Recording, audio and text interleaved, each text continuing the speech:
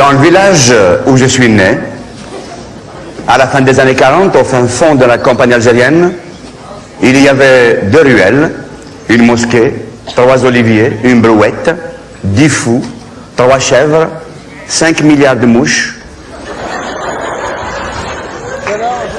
27 poules, un coq. C'était d'ailleurs le seul dans le village qui ne chômait pas. Et il y avait aussi une misère immense, plus grande que la montagne, qui nous dominait. Alors mon père, n'en pouvant plus de cette misère, un matin, très tôt à l'aube, avait ramené une vieille camionnette. Il a jeté nos affaires dans la camionnette. Il nous a jeté, nous les enfants, dans la camionnette. Et il a jeté ma mère dans la camionnette. Et la camionnette a descendu la piste du village, doucement, silencieusement, au point mort. Pour ne pas réveiller mon grand-père, on voulait l'abandonner là-bas. Mais mon grand-père, qui était en train de rêver qu'on était en train de l'abandonner, s'était réveillé et dès qu'il a vu le camion cahoter sur les cailloux de la piste, il s'est mis à courir derrière nous. Il a couru 500 mètres, il nous a rejoints, il a sauté, il s'est accroché derrière le camion. Mon père, qui était assis à l'avant près du chauffeur, avait sorti la tête et nous criait de ne pas le laisser monter. On a essayé de lui écraser les mains. Mais mon grand-père, une fois qu'il est accroché, c'est trop tard. Mon père nous a lancé la manivelle et nous a dit cognez-lui les doigts avec. On a essayé, ouellou. Un de mes petits frères nous a donné une idée. Et si on lui sciait les doigts? On a tous sauté sur une vieille scie qui se trouvait là, dans le fatras du déménagement, et on s'est mis à lui couper les doigts un par un, tout en se passant la scie pour faire plaisir à tout le monde. Lorsqu'il ne restait plus que 2 doigts qui commençaient à lâcher, mon grand-père a regardé derrière lui quand il a vu la misère dans laquelle il allait rester s'il tombait, ses doigts ont repoussé. Alors comme on ne pouvait pas s'en débarrasser, on l'a traîné comme ça, derrière le camion, pendant 250 km, jusqu'à la ville, la grande ville, Alger, la Blanche. À Alger, nous sommes allés à la Casbah, le vieux quartier populaire, chez mon oncle Rabah, qui habite une ancienne buanderie qu'il avait transformée en appartement grand standing, avec toutes les commodités au rez-de-chaussée, 3 rues plus loin. Mon oncle a poussé tout le monde et il nous a dit « Bienvenue dans la famille ». On a habité 12 ans chez lui. À l'époque, quand je suis arrivé moi à Alger, je ne parlais pas du tout l'arabe, je ne parlais que le kabyle. Alors tous les matins, quand je sortais dans la rue pour jouer, les enfants de la Casbah par dizaines m'entouraient et ils se mettaient à chanter, à taper dans les mains. Kabyle, débile, plein de merde et plein de billes. Qbaili, bono, bono, Jabal Kharafi, bono. Alors moi je comprenais pas qu'est-ce qu'ils disaient, mais j'aimais bien la musique.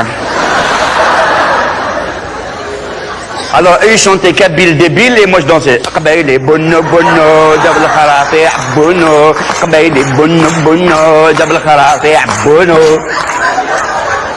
Quelque temps après j'ai appris l'arabe et j'ai compris ce qu'il voulait dire. Et j'ai compris autre chose. Eux aussi étaient kabyles mais ils ne le savaient pas.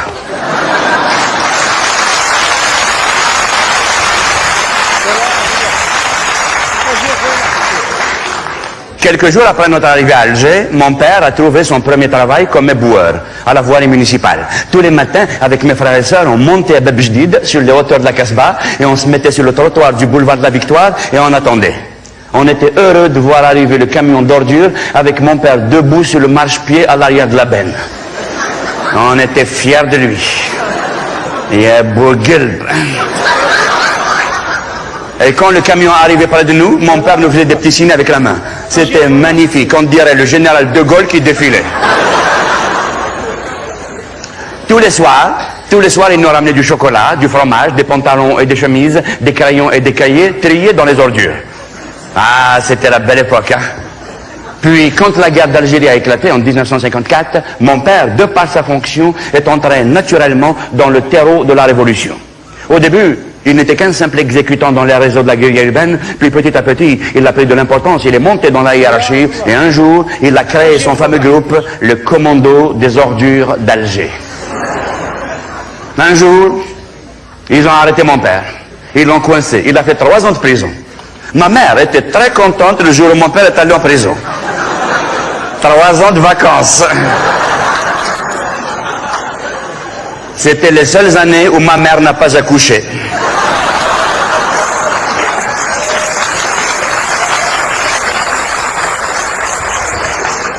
Mais quand mon père est sorti de prison,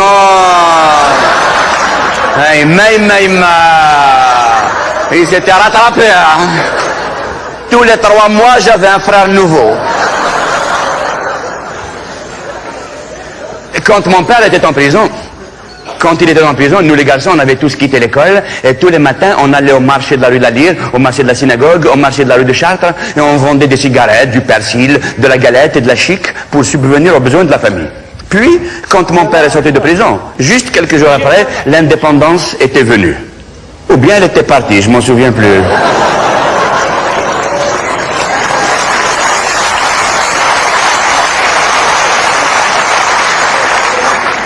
En tout cas, elle est passée très vite, on n'a rien vu. Hein. Elle nous a laissé que son odeur. À l'indépendance, on s'est réinscrit à l'école. Moi, quand j'ai passé la 6e, j'avais 18 ans. Moi, j'étais le plus jeune. Il y avait un élève avec nous, il avait son papa dans la même classe que lui.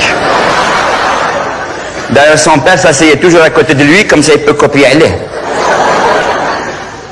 Un jour, la direction de l'école avait trouvé malheureusement que nous étions tous devenus trop vieux pour les études et ils nous ont renvoyés. Et depuis, on traînait dans les rues de la ville, du matin jusqu'au soir, du soir jusqu'au matin, sans avenir, sans projet, sans travail, sans affection et sans amour. Toute la journée, on jouait au football. Des équipes de 49 joueurs contre 92.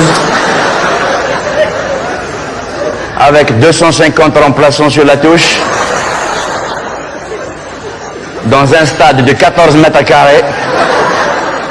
Le match, il durait 18 heures. On marquait des centaines de buts. Et à la fin du match, l'équipe qui a gagné, elle boit les 2 bouteilles de Guézouz.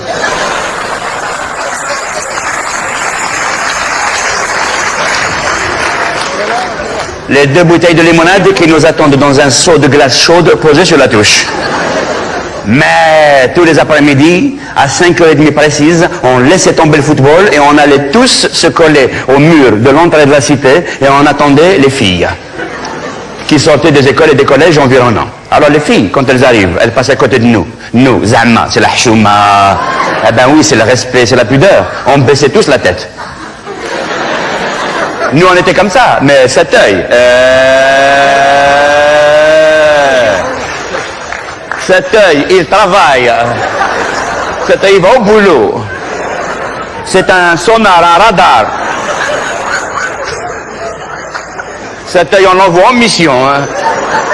Il suit les filles, il monte les escaliers et il rentre dans la salle de bain. Et il revient nous faire un rapport détaillé sur la situation.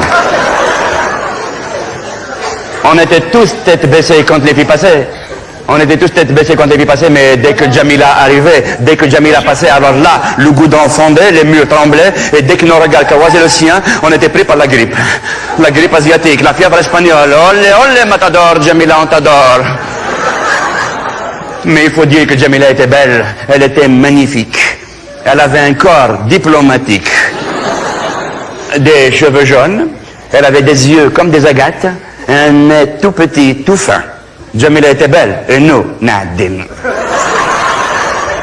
Le nez comme des merguez. Je te jure, il y en avait un, c'était un rouleau de merguez qu'il avait comme ça. C'est un cachet, ah, d'accord. Même pas halal, hein. C'est un saucisse de morteau, ah, d'accord. Et on était tous couverts de boutons. On était colonisés par les boutons. زعما الحب الشباب. الحب الخراوي.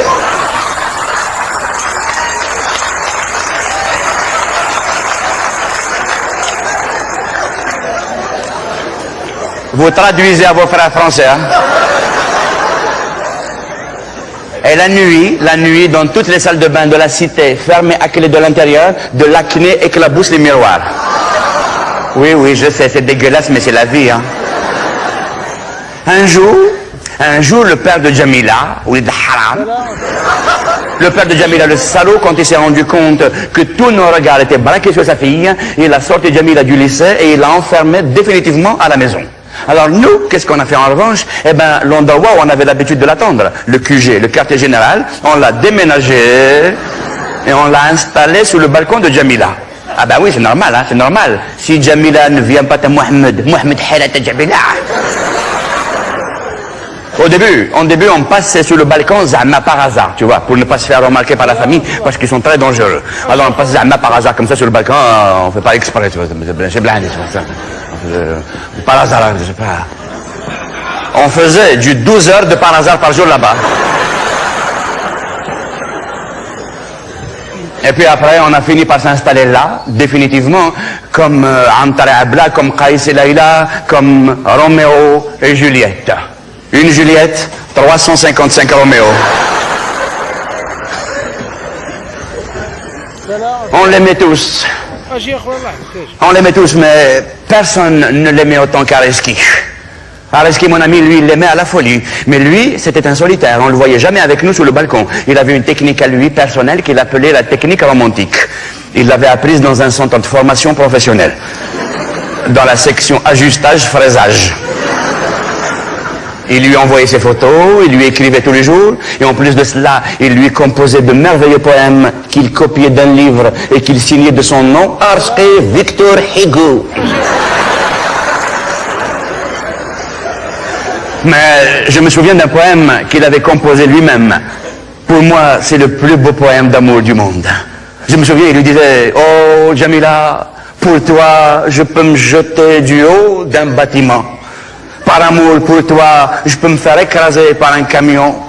Que ce soit un semi-remorque, un bulldozer ou un dumper, je te jure sur la tête de ma mère, je t'aime plus que ne t'aime ton père. Oh Jamila, Jamila l'adorée, si, mi, fa, ré, do, do, sol avec toi.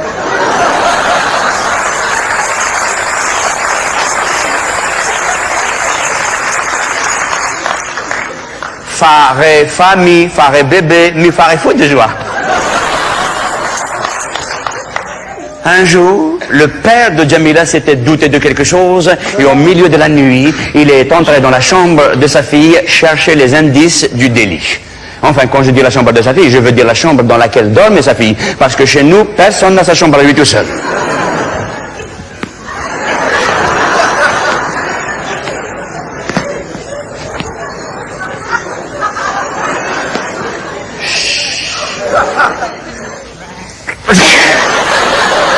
Saloperie. Attends demain. Il a ouvert les tiroirs des commodes, il a cherché à l'intérieur, il n'a rien trouvé. Il a ouvert le placard, rien. L'armoire, rien. La khuzana, ce qui est la même chose mais en arabe, rien. Et tout d'un coup, il avait passé sa main sous le matelas de Jamila et il a sorti le dossier Areski. Il a trouvé les photos, les lettres et les poèmes. Le père de Jamila était fou de rage. Pour venger son honneur, il a envoyé ses trois frères attraper Areski pour le massacrer. Les oncles à Jamila, c'est des géants. Le diamètre de leur cou est égal au diamètre des égouts de Bab el Oued. C'est des Kabyles préhistoriques. Si tu les passes au carbone 14, tu entends le Big Bang. La preuve, l'un d'eux un jour, il a embrassé sa femme, elle est morte.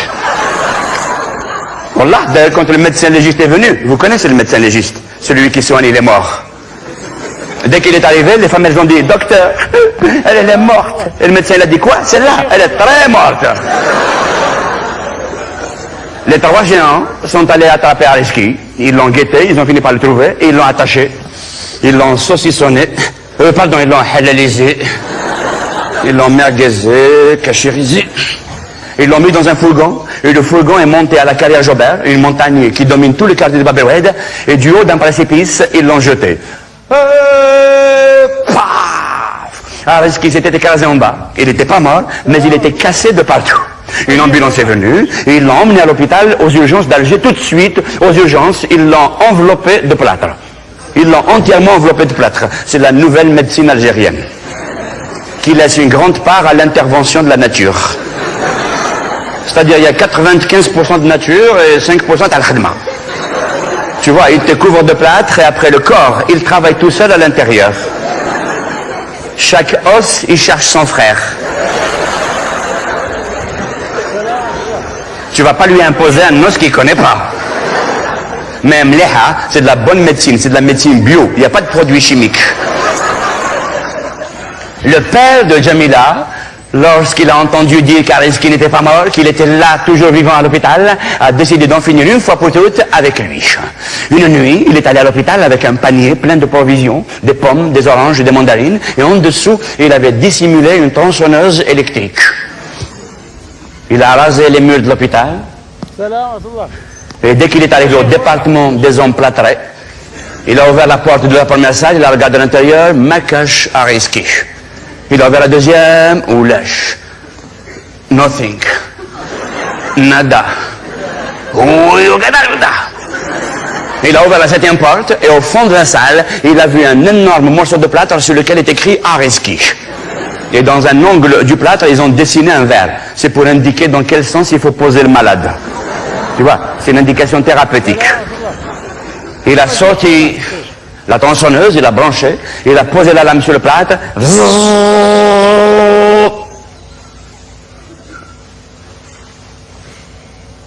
Il y a vissé un silencieux. Oui, je sais, ça n'existe pas, mais ça m'arrange pour l'histoire.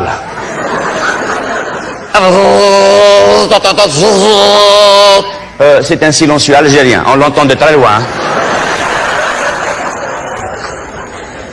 Et justement, à ce moment-là, un groupe d'infirmiers qui passaient dans le couloir avait entendu le bruit, ils ont ouvert la porte et ils ont vu la scène. Ils leur ont sauté dessus. Arizki a été sauvé, mais le père de Jamila a pu s'échapper. Le père de Jamila, c'est un renard, il est très rusé. Avant d'aller à l'hôpital, il s'était oint d'huile d'olive kabyle. Et tu aurais manisé le kabyle. Ce qui fait que les infirmiers, ils n'arrivaient pas à l'attraper. Il a glissé jusqu'au centre-ville. Mais l'essentiel, c'est que Arizki a été sauvé. 7 mois ou 8 ans après, je m'en souviens plus, il est sorti de l'hôpital. Et là, il a juré de ne plus jamais tourner autour de Jamila. Il a essayé de l'oublier. Pour l'oublier, il s'est mis à faire du yoga. Il a resté 1 année comme ça, dans la position dite le bourricot et Bobby. Il mangeait 20 grammes d'avoine par jour, mais il n'arrivait pas à l'oublier. Elle a hanté tous les placards de sa mémoire. Alors Arizki s'est entraîné à faire de l'hypnotisme. Et il s'est entraîné pendant 3 mois, et quand il est devenu très fort, un jour, il est allé en face du père de Jamila, il lui a fait « Viens ici, Imatimak, viens là. Viens, je vais t'hypnotiser. Regarde-moi dans les yeux ici, regarde-moi là, dors, regarde, otos. Hypnotiser, Adini, Makmout, Sindanakin. Dors, j'aime ta fille Jamila, je l'aime à la folie, et elle aussi elle m'aime. Donne-moi ta fille Jamila en mariage, donne-moi ta fille Jamila. Et le père de Jamila lui a donné un coup de poing dans la gueule. Le père de Jamila, il est inhypnotisable. C'est un bourricou, il n'y a rien à hypnotiser. Il n'a même pas la matière d'hypnotisation dans la tête. Alors Arizki était complètement dégoûté et il voulait mourir. Il s'est dit, puisque c'est comme ça, je vais me suicider. En plus de ça, je vais me suicider pour toute la vie, jusqu'à la mort, si c'est nécessaire. Et il a décidé d'aller se jeter dans une crique de Saint-Eugène, un quartier qui se trouve après Bab el-Oued. Et en passant dans une ruelle du quartier, le regard d'Arizki a été attiré par un très vieux livre recouvert d'une peau de chèvre, posé sur l'étalage d'un bouquiniste. Il a suivi les pointillés, là, tic, tic, tic, tic, tic. Il a pris le livre, il a ouvert l'Évangile selon Saint Matthieu. L'Injil en Sidna Matthieu. Et il s'est mis à lire des passages au hasard. Tu aimeras ton prochain. Aimez-vous les uns les autres. Tu ne tueras point. Dieu est amour. Et ça lui a plu. Il a acheté le livre et il a décidé de remettre son suicide à plus tard. Non, mais il faut le dire très franchement. Dès le début, l'idée d'aller se suicider en se noyant lui faisait très peur parce qu'il ne savait pas nager. Il est revenu à la maison, et pendant des mois, il s'était plongé dans la lecture de l'Évangile, et petit à petit, il est entré en osmose, en symbiose avec Jésus-Christ. Et quand il a vu que Jésus faisait des miracles, il multiplie les pains, il marche sur l'eau, des fois il transforme l'eau en vin pour boire un coup avec les copains. Et il s'est dit, tiens, moi aussi je vais lui demander un miracle, peut-être qu'il peut m'aider. Il a ouvert l'évangile sur un dessin, une gravure de Jésus-Christ. Il l'a regardé dans les yeux, il lui a fait « Oh Jésus, oh Sidna Issa ». Sidna Issa, c'est le nom de Jésus en arabe. Hein. En fait, c'est le vrai nom. Hein. Bah oui, bien sûr.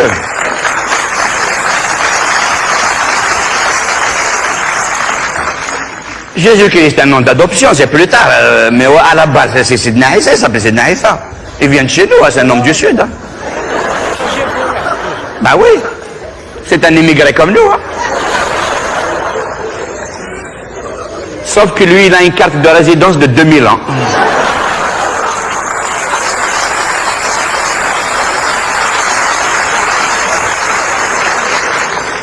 Avec possibilité de renouvellement éternel. Et nous, pour gratter un an, il faut que tu laisses ta mère en otage à la préfecture.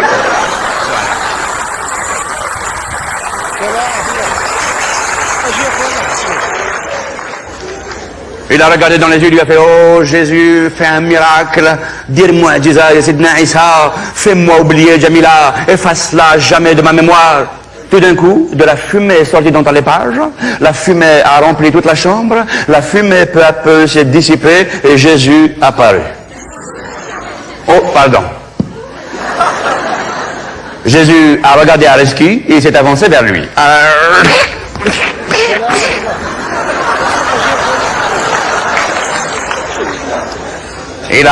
Il a posé sa main sur la tête d'Arezki et il lui a dit « Tu es bien sympathique, mon garçon, mais je ne fais pas de miracle pour les musulmans. Tu étais trompé de livres et l'Aziz. Mais c'est pas mon département. » Alors Arezki, n'ayant été sauvé ni par le yoga, ni par Jésus, ni par l'hypnotisme, a décidé d'aller encore plus loin. Il s'est mis à faire de la magie noire, la sorcellerie, le shour et hshkoulen. Il s'est entraîné pendant 2 ans chez une magicienne mauritanienne. Je dis mauritanienne parce que la dernière fois j'ai dit une magicienne marocaine et j'ai eu des problèmes avec le public. Voilà, comme ça, tranquille. Ah oui.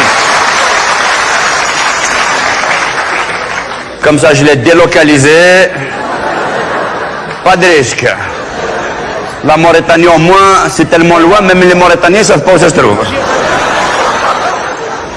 Alors donc, pendant 2 ans, la magicienne mauritanienne lui avait appris tous les plus grands tours de magie. Et en plus de cela, il s'était mis en relation avec tous les plus grands sorciers du monde qui lui envoyaient toutes les formules, les concoctions et les potions magiques. Et toutes les nuits dans la cité, on entendait Arezki hurler au loup. Et on l'entendait faire des séances de vaudou, du vaudou africain, brésilien, haïtien. Et il faisait du macumba. Humbala, humbala, humba, humba, oulala. الملح ها همبا لا همبا همبا هولالا ها همبا لا همبا همبا هولالا لا لا لا همبا لا همبا همبا هولالا ها همبا لا همبا همبا هولالا شلاوش شلاوش همبا لا شلاوش شلاوش شلاوش همبا لا الملح.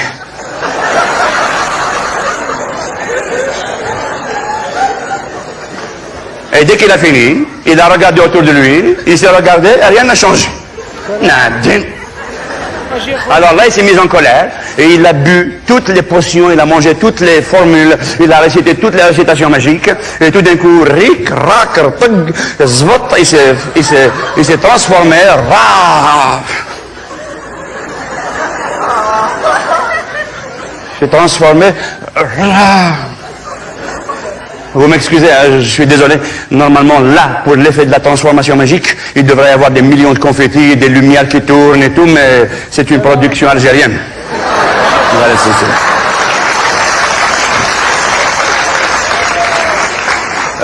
3 confettis.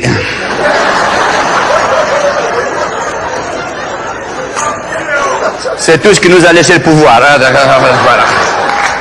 Voilà.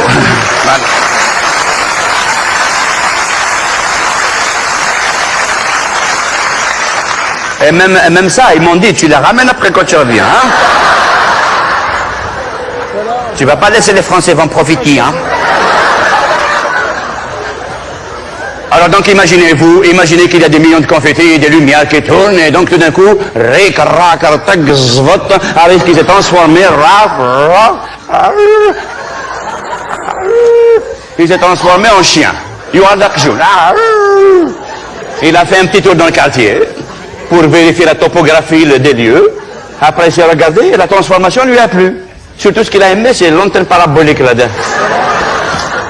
Et il s'est dit, ben tiens, ça va être mieux pour moi maintenant. Surtout que chez nous en Algérie, la vie de chien vaut mieux que celle d'un être humain. Et en plus de cela, comme ça maintenant, je peux m'approcher de Jamila sans que son papa il s'en rende compte, puisqu'il ne me connaît pas en tant que chien. Alors il est toujours là, du matin jusqu'au soir, et il guette la sortie de Jamila au balcon, avec tous les Roméos. Et lui, c'est un Roméo. Mais à chaque fois que Jamila descend de chez elle, Areski lui court derrière et il se colle à ses jambes. Jamila, au début, elle l'aimait bien. Alors elle le caressait ici, et dès qu'elle le caresse, Areski... Encore. Vegir, ici, Vegir. Il était tout le temps derrière elle, et au bout d'un moment, Jamila n'en pouvait plus. Oh, qu'est-ce qu'il est collant! Qu'est-ce qu'il est chien, ce chiant! Chalfam Tadel Kulb. Un jour, il lui a fait, allez, dégage!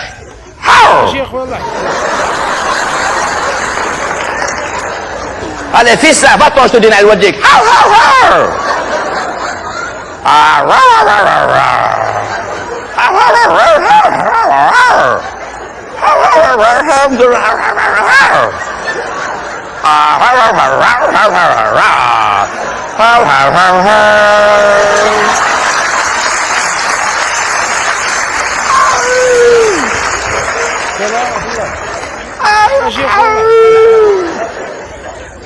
Jamila, elle a attrapé un bâton et raf!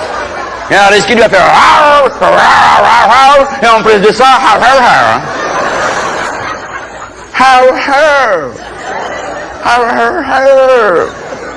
ce qui en chien algérien veut dire je t'aime Yajdak. Mais Jamila ne comprenait pas le chien. Areski lui avait perdu la formule pour devenir être humain. Et il s'est rendu compte petit à petit, finalement, que la vie de chien chez nous est encore pire que celle de ceux qui mangent debout. Ils mangent dans les poubelles. Les enfants lui attachent des casseroles à la queue. Ah, l'autre fois, il y en a un, lui a attaché une bouteille de bétagaz. Et tous les gens qui passent lui donnent des coups de pied dans le derrière.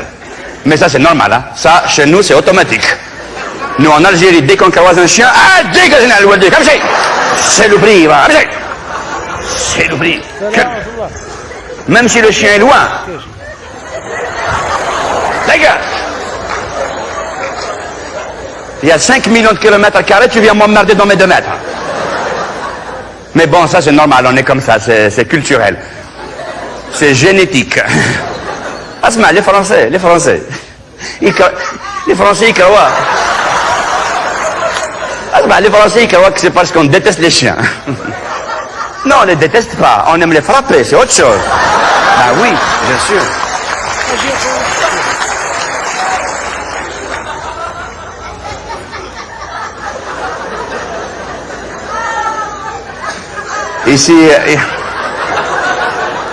Ici en France, ça nous manque, hein.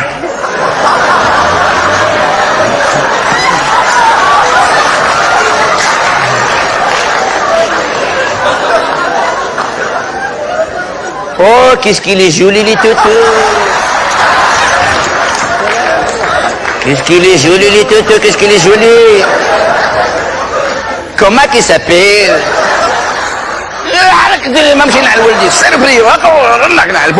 C'est le